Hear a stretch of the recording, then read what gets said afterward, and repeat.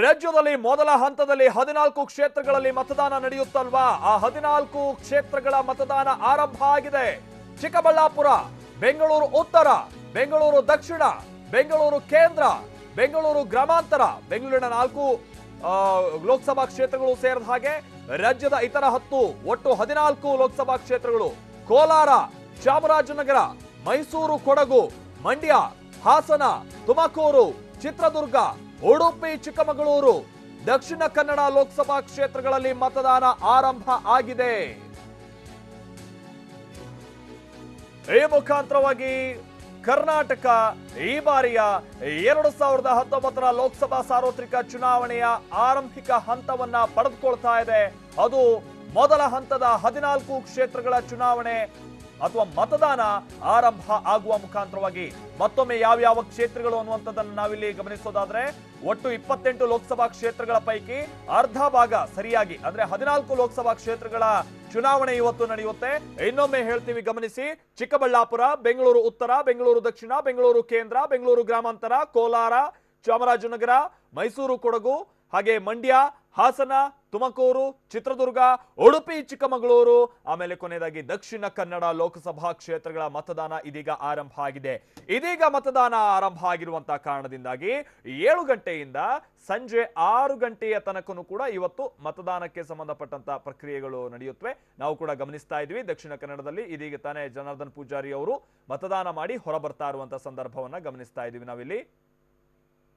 ಆಮೇಲೆ ಇವತ್ತು ತಮಿಳುನಾಡಿನ 39 ಲೋಕಸಭಾ ಕ್ಷೇತ್ರಗಳಲ್ಲೂ ಕೂಡ ಮತದಾನ ನಡೀತಾ ಇದೆ. ನಾವು ಕೂಡ ಗಮನಿಸ್ತಾ ಇದ್ದೀವಿ. ಪಿ ಚಿದಂಬರಂ ಅವರು ಮಾಜಿ ವಿತ್ತ ಸಚಿವರು, ಕೇಂದ್ರದಲ್ಲಿ ವಿತ್ತ ಸಚಿವರಾಗಿ ಕಾರ್ಯನಿರ್ವಹಿಸಿದಂತವರು, ಅವರು ತಮ್ಮ ಮತದಾನವನ್ನ ಮಾಡ್ತಾ ಇರುವಂತದ್ದು, ತಮ್ಮ ಹಕ್ಕನ್ನ ಚಲಾಯಿಸ್ತಾ ಇರುವಂತಹ ಸಂದರ್ಭವನ್ನ ಗಮನಿಸ್ತಾ ಇದ್ವಿ. ತಮಿಳುನಾಡಿನ 40 ಲೋಕಸಭಾ ಕ್ಷೇತ್ರಗಳ ಪೈಕಿ ವೆಲ್ಲೂರು ಹೊರತುಪಡಿಸಿ 39 ಲೋಕಸಭಾ ಕ್ಷೇತ್ರಗಳಿಗೂ ಇವತ್ತು ಮತದಾನ ನಡೀತಾ ಇದೆ. ವೆಲ್ಲೂರು ಕೊನೆ ಕ್ಷಣದಲ್ಲಿ ಚುನಾವಣಾ ಅಕ್ರಮಗಳು ಬಹಳ ನಡೀತಾ ಇದೆ ಅನ್ನುವಂತಹ ಕಾರಣವೊಡ್ಡಿ ಚುನಾವಣಾ ಆಯೋಗವು ರಾಷ್ಟ್ರಪತಿಗಳಿಗೆ ಮನವಿ ಮಾಡಿಕೊಂಡಂತ ಕಾರಣದಿಂದಾಗಿ ರಾಷ್ಟ್ರಪತಿಗಳು ಅಲ್ಲಿನ ಚುನಾವಣೆಯನ್ನ ರದ್ದುಗೊಳಿಸಿದ್ದಾರೆ. ಈ ಕಾರಣಕ್ಕಾಗಿ ತಮಿಳುನಾಡಿನಲ್ಲಿ 39 ಲೋಕಸಭಾ ಕ್ಷೇತ್ರಗಳಲ್ಲಿ ಮತದಾನ ನಡೀತಾ ಇದೆ. ಸಾವಿರಾರು ಕೋಟಿ ರೂಪಾಯಿಯಷ್ಟು ಹಣ, ಹೆಂಡ, ಮಾದಕ ವಸ್ತುಗಳು ಅಲ್ಲಿ ಸೀಸ್ ಆಗಿದ್ವು, ಎಲ್ಲಿ ವೆಲ್ಲೂರಿನಲ್ಲಿ. ಈ ಕಾರಣಕ್ಕಾಗಿ ಅಲ್ಲಿನ ಚುನಾವಣೆಯನ್ನ ಕೊನೆ ಹಂತದಲ್ಲಿ ರದ್ದುಗೊಳಿಸಲಾಯಿತು. ಇದೀಗ 39 ಲೋಕಸಭಾ ಕ್ಷೇತ್ರಗಳ ಮತದಾನ ನಡೀತಾ ಇರುವಂತಹ ಕಾರಣದಿಂದಾಗಿ ಪಿ ಚಿದಂಬರಂ ಅವರು ತಮ್ಮ ಹಕ್ಕನ್ನ ಚಲಾಯಿಸ್ತಾ ಇರುವಂತಹ ಸಂದರ್ಭವನ್ನ ಗಮನಿಸ್ತಾ ಇದ್ವಿ. ಹೀಗೆ ದೇಶದ ಬೇರೆ ಬೇರೆ ಭಾಗದಲ್ಲಿ, ಅದು ಮಹಾರಾಷ್ಟ್ರದಲ್ಲೂ ಕೂಡ 10 ಲೋಕಸಭಾ ಕ್ಷೇತ್ರಗಳಿಗೆ ಚುನಾವಣೆ ನಡೀತಾ ಇದೆ. ಅಸ್ಸಾಂನಲ್ಲಿ ಇವತ್ತು 5 ಲೋಕಸಭಾ ಕ್ಷೇತ್ರಗಳಿಗೆ ಮತದಾನ ನಡೀತಾ ಇದೆ. ಜಮ್ಮು ಕಾಶ್ಮೀರದಲ್ಲಿ 2 ಲೋಕಸಭಾ ಕ್ಷೇತ್ರಗಳಿಗೆ ಮತದಾನ ನಡೀತಾ ಇದೆ. ಹೀಗೆ ಇವತ್ತು ದೇಶದಾದ್ಯಂತ ಬೇರೆ ಬೇರೆ ಹಂತದಲ್ಲಿ ಮತದಾನ ನಡೀತಾ ಇದೆ. ಕರ್ನಾಟಕದಲ್ಲಿ ಮೊದಲ ಹಂತದ ಮತದಾನ ನಡೀತಾ ಇರುವಂತದ್ದು. ಕರ್ನಾಟಕದಲ್ಲಿ ಒಟ್ಟು 2 ಹಂತದ ಚುನಾವಣೆ ನಡೆಯುತ್ತೆ. ಹೀಗೆ ಬೇರೆ ಬೇರೆ, ಆಮೇಲೆ ಪಶ್ಚಿಮ ಬಂಗಾಳದಲ್ಲೂ ಕೂಡ 2 ಲೋಕಸಭಾ ಕ್ಷೇತ್ರಗಳಿಗೆ ಇವತ್ತು ಮತದಾನ ನಡೀತಾ ಇದೆ. ಹೀಗೆ ಬೇರೆ ಬೇರೆ ರಾಜ್ಯದಲ್ಲಿ ಬೇರೆ ಬೇರೆ ಹಂತದಲ್ಲಿ ನಡೀತಾ ಇರುವಂತಹ ಮತದಾನ. ತಮಿಳುನಾಡಿನಲ್ಲಿ ಪಿ ಚಿದಂಬರಂ ಅವರು ತಮ್ಮ ಹಕ್ಕು ಚಲಾಯಿಸ್ತಾ ಇರುವಂತಹ ಸಂದರ್ಭವನ್ನ ಗಮನಿಸ್ತಾ ಇದೀವಿ ನಾವಿಲ್ಲಿ. ಆಮೇಲೆ ಇಲ್ಲಿ ನಾವು ಗಮನಿಸ್ತಾ ಇದ್ದೀವಿ, ದಕ್ಷಿಣ ಕನ್ನಡದಲ್ಲಿ ಜನಾರ್ದನ ಪೂಜಾರಿ ಅವರು ತಮ್ಮ ಹಕ್ಕನ್ನ ಚಲಾಯಿಸ್ತಾ ಇರುವಂತಹ ಸಂದರ್ಭವನ್ನ ಗಮನಿಸ್ತಾ ಇದ್ವಿ. ಕಳೆದ ಬಾರಿ ಇವರು ಕಂಟೆಸ್ಟ್ ಅನ್ನ ಮಾಡಿದ್ರು, ಈ ಬಾರಿಯೂ ಕೂಡ ಕಂಟೆಸ್ಟ್ ಮಾಡಬೇಕು ಅನ್ನುವಂತ ಇಚ್ಛೆಯನ್ನ ಇಟ್ಕೊಂಡಿದ್ರು. ಆದ್ರೆ ಮೊದಲಿನಿಂದಲೇ ಅವರಿಗೆ ಗೊತ್ತಿತ್ತು ಈ ಬಾರಿ ತನಗೆ ಟಿಕೆಟ್ ಸಿಗುವಂತದ್ದು ಬಹಳ ಅನುಮಾನ ಅಂತೇಳಿ. ಈ ಕಾರಣಕ್ಕಾಗಿಯೇ ಅವರು ಈ ಬಾರಿ ಮೈತ್ರಿ ಅಭ್ಯರ್ಥಿಯಾಗಿರುವಂತ ಮಿಥುನ್ ರೈ ಅವರಿಗೆ ಬಹಿರಂಗವಾಗಿ ತಮ್ಮ ಸಪೋರ್ಟ್ ಅನ್ನು ಕೂಡ ಕೊಟ್ಟಿದ್ದಾರೆ. ವೇದಿಕೆ ಮೇಲೆನೆ ಹೋಗಿ ಮಿಥುನ್ ರೈ ಅವರ ಜೊತೆಗೆ ಬಹಳಷ್ಟು ಕಾರ್ಯಕ್ರಮಗಳಲ್ಲಿ ಭಾಗಿಯಾಗುವ ಮುಖಾಂತರವಾಗಿ ಮತಯಾಚನೆಯನ್ನೂ ಕೂಡ ಮಾಡಿದ್ದಂತ ಜನಾರ್ದನ್ ಪೂಜಾರಿ ಅವರು ಬೆಳ್ಳಂಬೆಳಗ್ಗೆನೆ ಬಂದು ತಮ್ಮ ಹಕ್ಕನ್ನ ಚಲಾಯಿಸಿದಂತ ಸಂದರ್ಭವನ್ನು ನಾವು ಗಮನಿಸ್ತಾ ಇದ್ವಿ. ಹೀಗೆ ದೇಶದಾದ್ಯಂತ ಹಲವು ಕಡೆ ಹಲವು ಗಣ್ಯರು ತಮ್ಮ ಹಕ್ಕನ್ನ ಬೆಳ್ಳಂಬೆಳಗ್ಗೆನೆ ಚಲಾಯಿಸುವ ಮುಖಾಂತರವಾಗಿ ಇತರರಿಗೂ ಕೂಡ ಒಂದು ಸೂಚನೆಯನ್ನ ಕೊಡ್ತಾ ಇದ್ದಾರೆ. ಬನ್ನಿ, ನೀವು ಕೂಡ ನಿಮ್ಮ ಹಕ್ಕನ್ನ ಚಲಾಯಿಸಿ ಅನ್ನುವಂತ ಒಂದು ಸೂಚನೆಯನ್ನು ಕೊಡ್ತಾ ಇದ್ದಾರೆ. ತಾವು ಬೆಳ್ಳಂಬೆಳಗ್ಗೆನೆ 7 ಗಂಟೆಯ ಸಂದರ್ಭದಲ್ಲೇ ಹೋಗಿ ಪ್ರಥಮವಾಗಿ ತಾವು ಮತದಾನವನ್ನ ಮಾಡುವ ಮುಖಾಂತರವಾಗಿ.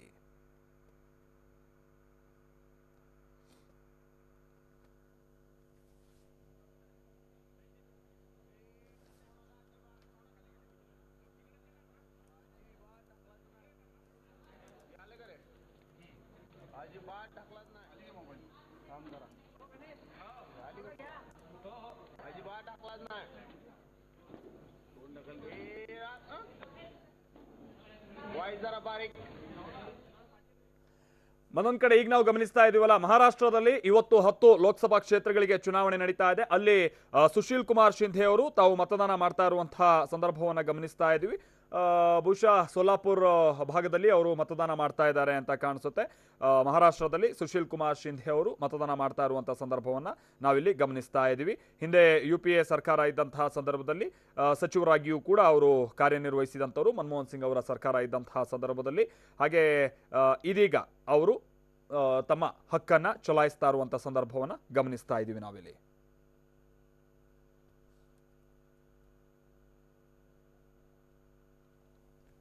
ಸುಶೀಲ್ ಕುಮಾರ್ ಶಿಂಧೆ ಅವರು ತಾವು ಹಕ್ಕು ಚಲಾಯಿಸ್ತಾ ಇರುವಂತಹ ಸಂದರ್ಭವನ್ನ ನಾವಿಲ್ಲಿ ನೋಡ್ತಾ ಇದ್ದೀವಿ. ಇದೆಲ್ಲ ಬೆಳ್ಳಂಬೆಳಗ್ಗೆನೆ ಈ ಎಲ್ಲ ನಾಯಕರು ಬಂದು ಮತದಾನ ಮಾಡ್ತಾ ಇರುವಂಥದ್ದು ಏನು ಸೂಚನೆ ಅಂತ ಅಂದ್ರೆ, ಸಾರ್ವಜನಿಕರಿಗೂ ಕೂಡ ಒಂದು ಕರೆ ಕೊಟ್ಟಂತೆ, ನೀವು ಕೂಡ ಬನ್ನಿ ಮತದಾನವನ್ನ ಮಾಡಿ ಅನ್ನುವಂತಹ ರೀತಿಯಾಗಿ. ಯಾಕಂದ್ರೆ ಇನ್ನೂ ಕೂಡ ಈಗ ಮತದಾನ ಆರಂಭ ಆಗ್ತಾ ಇರುವಂತಹ ಸಂದರ್ಭದಲ್ಲಿ ಮೊದಲ ಮತದಾನವನ್ನ ಅವರು ಬಂದು ಮಾಡ್ತಾ ಇದ್ದಾರೆ ಅಂತ ಅಂದ್ರೆ ತಮ್ಮಲ್ಲಿರುವಂತಹ ಹುಮ್ಮಸ್ಸನ್ನ ಅವರು ಈ ರೀತಿಯಾಗಿ ವ್ಯಕ್ತಪಡಿಸ್ತಾ ಇದ್ದಾರೆ. ಇತರರಿಗೂ ಕೂಡ ಕರೆ ಕೊಡ್ತಾ ಇರುವಂತಹ ಸಂದರ್ಭ ಇದು.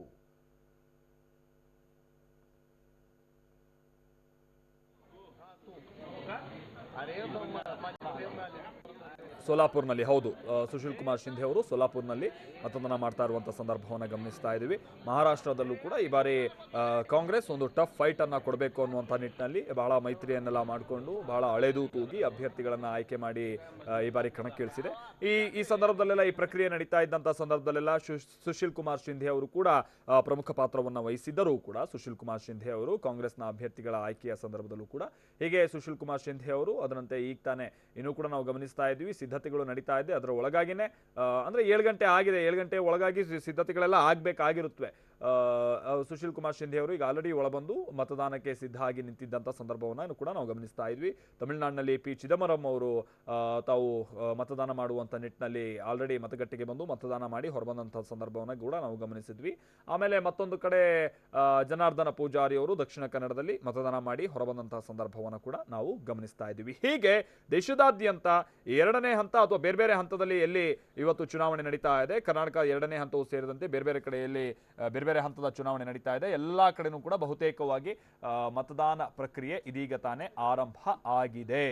ಹಾಗೆ ಇವತ್ತು ಸಂಜೆ 7 ಗಂಟೆಯ ತನಕನೂ ಕೂಡ ಮತದಾನ ಪ್ರಕ್ರಿಯೆಗಳು, ಇವತ್ತು ಸಂಜೆ 6 ಗಂಟೆಯ ತನಕನೂ ಕೂಡ ಮತದಾನ ಪ್ರಕ್ರಿಯೆಗಳು ನಡೆಯುತ್ತವೆ. ಆಮೇಲೆ ಈ ಬಾರಿ ಮತದಾನ ನಡೀತಾ ಇರುವಂತಹ ಈ ಒಂದಷ್ಟು ಕ್ಷೇತ್ರಗಳ ಗಮನಕ್ಕೆ ನಾವು ಬರೋದಾದ್ರೆ, ಕಳೆದ ಬಾರಿ ನಾವು ಗಮನಿಸಿದ್ವಿ ಒಡಿಶಾದಂತಹ ಕ್ಷೇತ್ರಗಳಲ್ಲಿ, ಜೊತೆಗೆ ಛತ್ತೀಸ್ಗಢದಲ್ಲಿ ಪ್ರಮುಖವಾಗಿ ಅದರಲ್ಲೂ ಈ ನಕ್ಸಲ್ ಕ್ಷೇತ್ರಗಳು ಅನ್ನುವಂಥ ಅಥವಾ ನಕ್ಸಲ್ ಪೀಡಿತ ಕ್ಷೇತ್ರಗಳು ಅನ್ನುವಂಥದ್ದಲ್ಲೆಲ್ಲ ಸ್ವಲ್ಪ ಬಹಳ ಎಚ್ಚರಿಕೆಯನ್ನು ತೆಗೆದುಕೊಳ್ಳಲಾಗಿತ್ತು. ಬಹಳ ಬೆಳಗ್ಗಿನ ಜಾವನೇ ಅಲ್ಲಿ ಚುನಾವಣೆ ಆರಂಭ ಆಗಿತ್ತು. ಆ ಥರದ್ದು ಈ ಸಲನೂ ಕೂಡ ಒಂದಷ್ಟು ಸರಿಯಾದಂಥ ರೀತಿಯಲ್ಲಿ ಮತದಾನ ಆಗಬೇಕು ಅನ್ನುವಂಥ ನಿಟ್ಟಿನಲ್ಲಿ ಒಂದಷ್ಟು ಕ್ರಮಗಳನ್ನು ತೆಗೆದುಕೊಳ್ಳಲಾಗಿದೆ. ಮಂಡ್ಯ ಈ ಬಾರಿ ಕರ್ನಾಟಕವೂ ಸೇರಿದಂತೆ ದೇಶದ ಗಮನ ಸೆಳೆದಿರುವಂಥ ಲೋಕಸಭಾ ಕ್ಷೇತ್ರ ಮಂಡ್ಯ. ಸೊ ಮಂಡ್ಯದಲ್ಲೂ ಕೂಡ ನಾವು ಗಮನಿಸ್ತಾ ಇದ್ವಿ, ಬೆಳ್ಳಂಬೆಳಗ್ಗೆನೆ ಗುರುತಿನ ಚೀಟಿಯನ್ನ ಹಿಡಿದು ಬಂದಿರುವಂತಹ ಮತದಾರರನ್ನ ಗಮನಿಸ್ತಾ ಇದ್ವಿ. ಆಮೇಲೆ ನೀವೇನಾದ್ರೂ ಮತದಾನ ಮಾಡೋದಕ್ಕೆ ಮುಂದಾಗ್ತಾ ಇರುವಂತಹ ಸಂದರ್ಭದಲ್ಲಿ ನೀವು ಮತದಾನ ಖಂಡಿತವಾಗಿಯೂ ಮಾಡಲೇಬೇಕು. ಸೊ ನಿಮ್ಮ ಹತ್ರ ಏನಾದ್ರೂ ವೋಟರ್ ID ಇಲ್ಲದೆ, ಅಯ್ಯೋ ನನಗೆ ಮತದಾನ ಮಾಡೋದಕ್ಕಾಗೋದಿಲ್ಲ, ನಾನು ವೋಟರ್ ID ಕಳ್ಕೊಂಡ್ಬಿಟ್ಟಿದ್ದೀನಿ, ಎಲ್ಲಿಟ್ಬಿಟ್ಟಿದ್ದೀನಿ ಅನ್ನುವಂಥ ಯಾವುದೇ ರೀತಿಯಾದಂಥ ಗೊಂದಲಗಳು ನಿಮಗೆ ಬೇಡ. ಯಾಕಂದರೆ ವೋಟರ್ IDಯೂ ಕೂಡ ಸೇರಿದಂತೆ 11 ರೀತಿಯಾದಂಥ ಗುರುತಿನ ಚೀಟಿ ನಿಮ್ಮ ಬಳಿ ಇದ್ದರೆ ಅದರಲ್ಲಿ ಯಾವುದಾದ್ರೂ ಒಂದಿದ್ರೂ ಕೂಡ ನೀವು ಮತದಾನ ಮಾಡುವುದಕ್ಕೆ ಅರ್ಹರು. ಮೊದಲಿಗೆ ಮತದಾರರ ಪಟ್ಟಿಯಲ್ಲಿ ನಿಮ್ಮ ಹೆಸರಿದೆಯೋ ಇಲ್ವೋ ಅನ್ನುವಂಥದ್ದನ್ನು ಖಚಿತ ಮಾಡಿಕೊಳ್ಳಿ. ಆ ಮತಗಟ್ಟೆಯ ಬಳಿ ಹೋಗಿ ಖಚಿತ ಮಾಡಿಕೊಂಡಂಥ ನಂತರದಲ್ಲಿ ನಿಮ್ಮ ಬಳಿ ವೋಟರ್ ID ಇಲ್ಲದೆ ಹೋದರೂ ಕೂಡ driving licence, passport, PAN card, ಹೀಗೆ ನಿಮ್ಮ ಹತ್ರ ಏನು ಈ ಸರ್ಕಾರದಿಂದ ಸಿಗಬಹುದಾದಂಥ ಆಧಾರ್ ಕಾರ್ಡ್ ಕೂಡ ಸೇರಿದಾಗೆ ಯಾವುದೇ ಗುರುತಿನ ಚೀಟಿ ಇದ್ರಲ್ಲೂ ಕೂಡ ನೀವೇನಾದರೂ ಸರ್ಕಾರಿ ಉದ್ಯೋಗಿ ಆಗಿದ್ದು ಅಥವಾ ಪ್ರೈವೇಟ್ ಪಬ್ಲಿಕ್ ಲಿಮಿಟೆಡ್ ಕಂಪನಿಯಲ್ಲಿ ಕಾರ್ಯನಿರ್ವಹಿಸಿದಂಥ ಸಂದರ್ಭದಲ್ಲಿ ನಿಮಗೆ ಸಿಕ್ಕಿರುವಂಥ ಗುರುತಿನ ಚೀಟಿ ಇದೆಯಲ್ಲ, ಅದನ್ನು ಕೂಡ ನೀವು ತೆಗೆದುಕೊಂಡು ಹೋಗೋದಕ್ಕೆ ಅವಕಾಶಗಳು ಇದೆ. ಹೀಗೆ ನೀವು ಬೇರೆ ಬೇರೆ ವೋಟರ್ ಐಡಿಯೂ ಕೂಡ ಹೊರತುಪಡಿಸಿ ಬೇರೆ ಬೇರೆ ರೀತಿಯ ಅಂತ ನೀವು ಗುರುತಿನ ಚೀಟಿಯನ್ನು ಪಡೆದುಕೊಂಡು ನೀವು ಹೋಗಿ ಮತದಾರರ ಪಟ್ಟಿಯಲ್ಲಿ ನಿಮ್ಮ ಹೆಸರನ್ನು ತೋರಿಸಿ ನೋಡಿ, ಈ ಹೆಸರು ಇದಕ್ಕೆ ನಾನು ಗುರುತಿನ ಚೀಟಿಯನ್ನು ತೋರಿಸುವ ಮುಖಾಂತರವಾಗಿ ನಿಮಗೆ ಅಧಿಕೃತವಾಗಿ ಖಚಿತಪಡಿಸ ಪಡಿಸ್ಕೊಳ್ಳೋಕೆ ನಿಮಗೊಂದು ಇದು ನನ್ನ ಗುರುತಿನ ಚೀಟಿ, ನಾನು ಮತದಾನ ಮಾಡೋದಕ್ಕೆ ಅರ್ಹ ಅಂತೇಳಿ ನಿಮಗೆ ಅಲ್ಲೇ ನೀವು ಭಾವಿಸಬಹುದಾಗಿರುತ್ತೆ. ಇದು ಚುನಾವಣಾ ಆಯೋಗ ಕೂಡ ಇದಕ್ಕೆ ಸಂಬಂಧಪಟ್ಟಂತೆ ಸ್ಪಷ್ಟನೆಯನ್ನು ಕೊಟ್ಟಿದೆ. ಆಮೇಲೆ ಮತ್ತೊಂದೆಲ್ಲ ಒಂದು ಮಾತಿತ್ತು, ಈ ಬಾರಿ NRIಗಳು ಕೂಡ, ಅನಿವಾಸಿ ಭಾರತೀಯರು ಕೂಡ ಹೊರಗಿನಿಂದ ಎಲ್ಲ ಆನ್ಲೈನ್ನಲ್ಲಿ ಮತದಾನ ಮಾಡ್ಬೋದು ಹಾಗೆ ಹೀಗೆ ಅಂತ ಎಲ್ಲ ಒಂದಷ್ಟು ಇತ್ತು. ಮೊನ್ನೆಯಿಂದನೂ ಕೂಡ ನಾವು ಗಮನಿಸ್ತಾ ಇದ್ವಿ.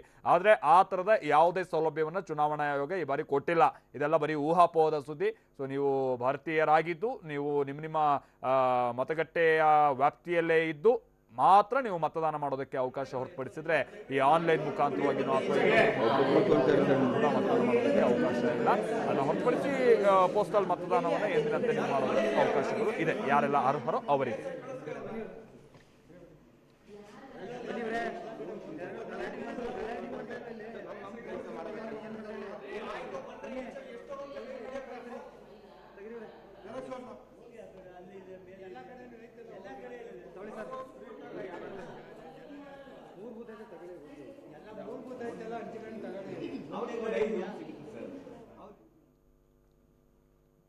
ಈ ಬಾರಿ ಯಾವುದೇ ರೀತಿಯಂಥ ಗೊಂದಲಗಳಾಗಬಾರ್ದು ಅನ್ನುವಂಥ ನಿಟ್ಟಿನಲ್ಲಿ ಚುನಾವಣಾ ಆಯೋಗ ಕೂಡ ಬಹಳಷ್ಟು ಸಿದ್ಧತೆಗಳನ್ನು ಮಾಡ್ಕೊಂಡಿತ್ತು. ಯಾಕಂದರೆ ಎಗೈನ್ ನಾವಿಲ್ಲಿ ನೆನಪಿಸ್ಕೊಳ್ಳೋದಾದ್ರೆ ಮೊನ್ನೆ ಆಂಧ್ರ ಪ್ರದೇಶದಲ್ಲಿ ಚುನಾವಣೆ ನಡೀತು. ಅಲ್ಲಿ ಲೋಕಸಭಾ ಚುನಾವಣೆಯ ಜೊತೆಗೆ ವಿಧಾನಸಭಾ ಚುನಾವಣೆಯೂ ಕೂಡ ನಡೀತು. ಆದರೆ ಆ ಸಂದರ್ಭದಲ್ಲಿ ಬಹಳ ಗೊಂದಲಗಳು ಉಂಟಾಗಿದ್ದನ್ನು ನಾವು ನೋಡಿದ್ವಿ. ಯಾವ ಮಟ್ಟಿಗಿನ ಗೊಂದಲಗಳು ಅಂತ ಅಂದರೆ ಕೆಲವೊಂದಷ್ಟು ಅಭ್ಯರ್ಥಿಗಳು ಅಲ್ಲಿದ್ದಂಥ EVM ಅನ್ನೇ ನೆಲಕ್ಕೆ ಹಾಕಿ ಒಡೆದು ಹಾಕಿ ತಮ್ಮ ಆಕ್ರೋಶವನ್ನು ವ್ಯಕ್ತಪಡಿಸಿದಂಥ ಸಂದರ್ಭವನ್ನು ಕೂಡ ನಾವು ಗಮನಿಸಿದ್ದೆವು. ಈ ಕಾರಣಕ್ಕಾಗಿಯೇ ರಾಜ್ಯದಲ್ಲೂ ಕೂಡ ಆ ಥರದ ಗೊಂದಲಗಳು ಆಗಬಾರ್ದು ಅನ್ನುವಂಥ ನಿಟ್ಟಿನಲ್ಲಿ ಪಕ್ಕದ ರಾಜ್ಯ ಆಂಧ್ರ, ಅಲ್ಲಿಂದ ಪಾಠ ಕಲ್ತಿರುವಂಥವರು ಚುನಾವಣಾ ಆಯೋಗಕ್ಕೆ ಸಂಬಂಧಪಟ್ಟಂಥ ಅಧಿಕಾರಿಗಳು ಎಲ್ಲ ಬಹಳ ಸಿದ್ಧತೆಗಳನ್ನು ಮಾಡ್ಕೊಂಡಿದ್ರು. ಯಾವುದೇ ರೀತಿಯಾದಂಥ ಅಚಾತುರ್ಯಗಳು ಆಗಬಾರ್ದು, ಗೊಂದಲಗಳು ಆಗಬಾರ್ದು ಅನ್ನುವಂಥ ನಿಟ್ಟಿನಲ್ಲಿ ಎಲ್ಲ ವ್ಯವಸ್ಥೆಯನ್ನು ಮಾಡಿಕೊಂಡೇ ಪೂರ್ವ ತಯಾರಿಯನ್ನು ಕೂಡ ಬಹಳ ಸ್ಪಷ್ಟವಾಗಿ ಮಾಡ್ಕೊಂಡಿದ್ದಾರೆ. ಆಮೇಲೆ ಈ ಮಾಸ್ಟರಿಂಗ್ ಕೇಂದ್ರದಲ್ಲಿ ನಿನ್ನೆನೂ ಕೂಡ ನಾವು ಗಮನಿಸ್ತಾ ಇದ್ವಿ. ಅಂದರೆ EVMಗಳನ್ನೆಲ್ಲಿ ಇರಿಸಲಾಗಿರುತ್ತಲ್ಲ, ಅಲ್ಲಿಗೆ ಆಯಾ ಕ್ಷೇತ್ರಗಳ ಕಡೆಗೆ ಕಳಿಸ್ಕೊಡ್ಲಾಗುತ್ತಲ್ಲ, ಅಲ್ಲೆಲ್ಲ ಚುನಾವಣಾ ಸಿಬ್ಬಂದಿಯನ್ನು ಕರೆದು ಬಹಳ ಅವರಿಗೆ ಸವಿವರವಾಗಿ ವಿವರಿಸಿ ಟ್ರೈನಿಂಗನ್ನು ಕೊಟ್ಟೇ ಕಳಿಸಿದ್ದಾರೆ. ಹೀಗಾಗಿ ಅಂಥ ಗೊಂದಲಗಳಾಗ್ಬೋದು ಅಂತ ಚಾನ್ಸಸ್ ನಮ್ಮ ರಾಜ್ಯದ ಮಟ್ಟಿಗೆ ಬಹಳ ಕಮ್ಮಿ ನೋಡಬೇಕಿದೆ. ಆದರೆ ನೀವು ತಡ ಮಾಡದೆ ಆದಷ್ಟು ಬೇಗ, ಯಾಕಂದರೆ ಮಧ್ಯಾಹ್ನ ನಂತರದಲ್ಲಿ ಬಹಳ ಬಿಸಿಲು, ಹೋಗೋದಕ್ಕೆ ಸೋಮಾರಿತನ ಈ ಥರದ್ದೆಲ್ಲ ಆಗುತ್ತೆ. ಹೀಗಾಗಿನೇ ಬೆಳಗ್ಗಿನ ಸಂದರ್ಭದಲ್ಲೇ ಆದಷ್ಟು ಬೇಗ ಹೋಗಿ ಮತದಾನ ಮಾಡಿದ್ರೆ ಬಹಳ ಉತ್ತಮ.